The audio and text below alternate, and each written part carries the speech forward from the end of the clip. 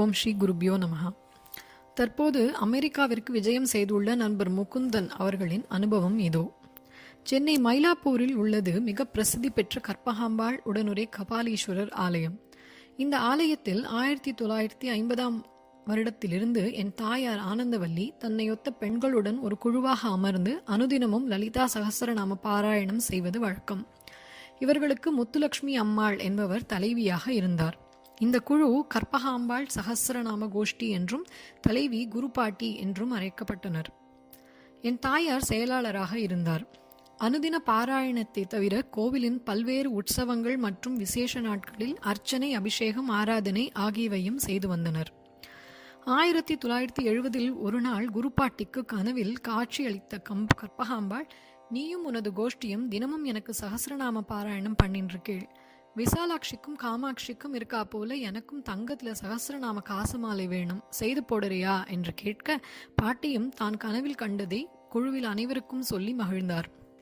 அனைவரும் நல்ல மனம் படைத்த பக்தர்களிடம் இருந்து நன்கொடை பெற்று காசு மாலை செய்து கற்பகாம்பாளுக்கு அணிவிக்க முடிவு செய்தனர். வருடங்கள் பல சென்றும் குழுவின் நடுத்தர வர்க்கத்து மாதர்களால் காசு மாலைக்கு தேவையான பெரும் பொருளை சேர்க்க முடியவில்லை. சிலரது ஆலோசனையின் காரணமாக 1978 குருபாட்டியும் எனது தாயாரும் மற்றும் உறுப்பினர்களோடு பரமாச்சாரியாளிடம் முறையிட காஞ்சி மடத்திற்கு சென்றனர்.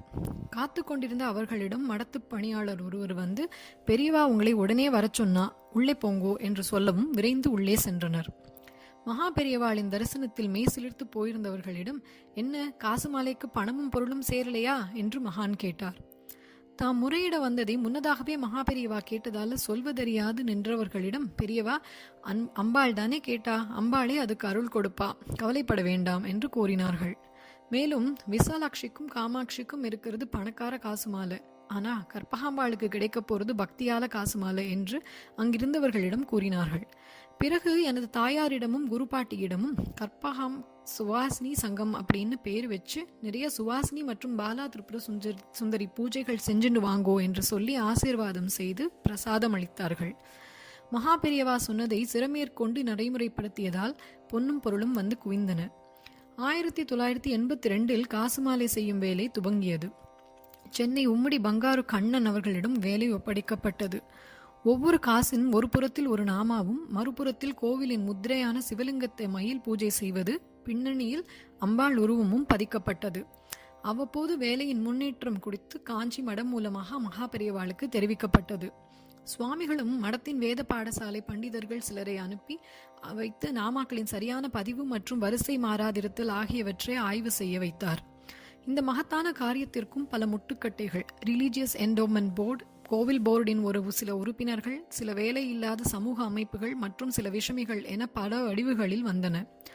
ஆனாலும் மகா சுவாமிகளின் ஆசீர்வாதத்தாலும் நிர்வாக அதிகாரி சுகவனேஸ்வரர், தக்கார் குப்புசுவாமி, தலைமை அர்ச்சகர் விஸ்வநாத சிவாச்சாரியார், வழக்கறிஞர் கிருஷ்ணசுவாமி ஆகியோர் உதவி செய்ததாலும் வேலை நன்கு முடிந்தது. அருள்மிகு கற்பகாம்பாளுக்கு சகஸ்ரநாம தங்க காசு மாலை சமர்ப்பண விழா 26/2/1986 அன்று கொண்டாடுவது என்று விவேக் அண்ட் கோ விழா அமைப்பாளராகவும் முடிவு செய்யப்பட்டது. துரதிர்ஷ்டமோ என்னமோ 20/1/1986 அன்று எனது தந்தையார் உடல்நல குறைவு காரணமாக மருத்துவமனையில் அனுமதிக்கப்பட்டார். கை கால்கள் செயலிழந்து பேச்சும் இல்லாமல் போனது. மருத்துவர்களும் நம்பிக்கை இழந்து அதிகபட்சம் 48 மணி நேரம் கெடு கொடுத்து விட்டனர். எனது தாயார் இதை தாங்க முடியாது மனமுடைந்து வீட்டின் பூஜை அறையிலேயே அடைந்து கிடந்தார். குருபாட்டி சங்கத்தின் உறுப்பினர்களோடு உம்முடி கண்ணன் மற்றும் விவேக் ஆகியோரோடும் முடிவுற்ற காசு மாலையை எடுத்துக்கொண்டு பெரியவாளை தரிசிக்க மடத்துக்கு சென்றார். இவர்கள் எல்லாரையும் பார்த்த சுவாமிகள், ஏன் உங்க செக்ரட்டரி வரலையா என்று கேட்க, இவர்களும் எனது தந்தை மற்றும் தாயாரின் நிலைமையை பற்றி கண்ணீருடன் விவரித்தனர்.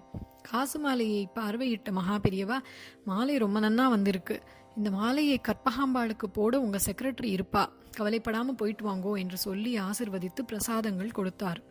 அனைவரும் நேராக எனது வீட்டிற்கு வந்து என் தாயாரிடம் சுவாமிகளின் ஆசிகளையும் சொல்லி பிரசாதங்களையும் கொடுத்தனர்.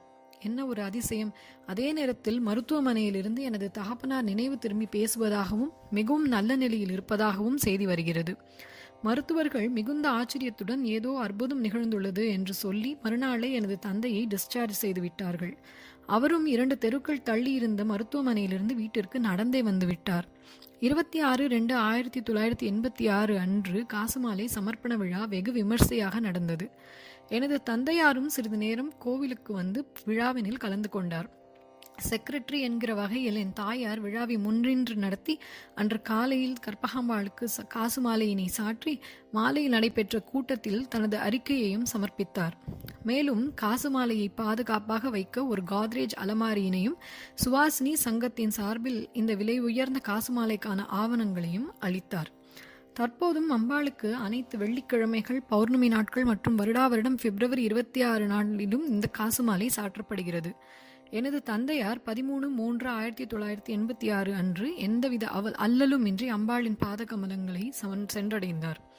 மருத்துவர்களால் கைவிடப்பட்டு இனி பிழைக்க மாட்டார் என்ற நிலையில் அவருக்கு உயிர் தீபமேற்றி எனது தாயார் தனது கடமையை நன்கு செய்து முடிக்கவும் எங்களுடன் மேலும் சில நாட்கள் அவர் நல்லபடி வாழவும் செய்த சுவாமிகளின் கருணையை கூற வார்த்தைகள் போதவில்லை.